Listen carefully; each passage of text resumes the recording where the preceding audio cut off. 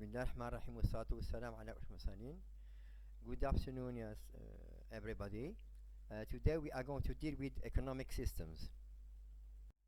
Of course, we are going to tackle the different types of economic systems. The objectives are as follows. First, explain how the three basic economic equations are answered in traditional command and market economies. Second, describe the roles of self-interest and incentives in a market economy. And the third and finally, describe the types of mixed economies they exist today. Of course, scarcity forces you to make choices about how to spend money and time. Scarcity results from the combination of limited resources and unlimited ones. Nations, it means we mean by leaders, also must make choices in order to use their natural human capital and entrepreneurial resources efficiently. There are four types of economic systems which are as follows: traditional, command, market, and mixed. Traditional economies. Traditional economy is based on society's values. Modern economic activities are based on the collection of rituals, habits, laws, and religious beliefs developed by the group's ancestors. Traditional economy is passed down, it means transmitted from one generation to another. Custom drives what is going to be produced. Command economies. Command economy relies on government officials to answer the three basic economic equations. Officials called central planners decide on what will be produced and made. Individuals have little or no say in economic choices. Command economies don't exist. Feudalism, Egyptian history, Zhou dynasty, yes, in China, right? So market economies. Individuals answer how the economy is driven. The government has no say in what, how, and for whom goods are produced. Market is the free exchange of goods and services.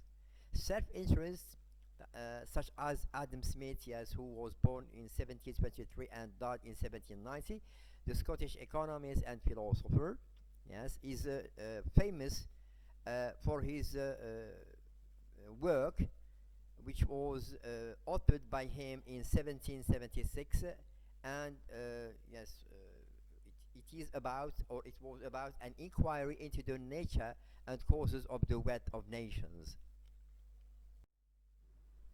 When the government is not involved in the economy, the market is driven by self-interest. Self-interest is the impulse that encourages people to fulfill their needs and wants. Some people thought self-interest would lead people to ignore others.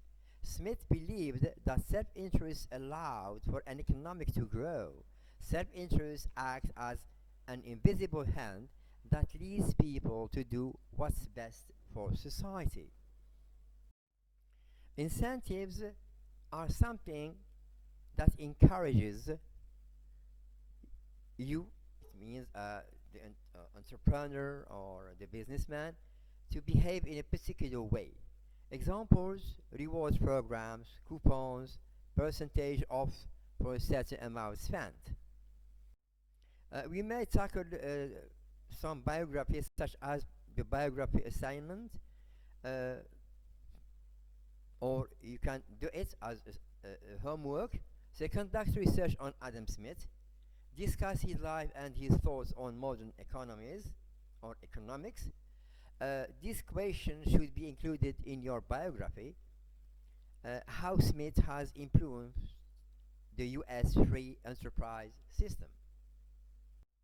As far as mixed economies are concerned, so we may say that mixed economy combines all the factors of traditional market and command economic models. The three main categories of mixed economies are: first, authoritarian and socialism; B, capitalism; C, democratic socialism. What is meant by authoritarian socialism? Communism government owns or controls almost all factors of production. Cuba, for example, yes, reflect the authoritarian socialism. When we come to capitalism, we may say that capitalism, uh, individuals own the factors of production and answer the basic economic questions.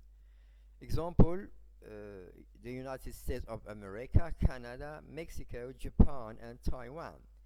There is limited involvement from the government. It means that the government does not yet interfere completely. There is a limit and restriction. Taxation and spending policies help support education, defense, and social welfare. It means well-being. Yes, it means people, yes, will lead a decent life, if not a good life. Some government involvement does occur, but free choice and ownership are still important. Democratic socialism. This form of economy falls between authoritarian socialism and capitalism. So it is in between. Democratic socialism government owns some of the factors of production. Examples of this would be utilities and communication systems. Free elections of government officials are to be adopted. We may say this, yes, some examples such as Sweden, Poland, and France, who have some elements of democratic socialism. So another biography, yes, to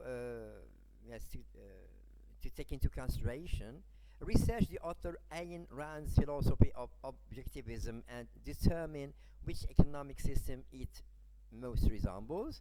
Compare and contrast the philosophies of Ayn Rand and Adam Smith and see what you can deduce and conclude.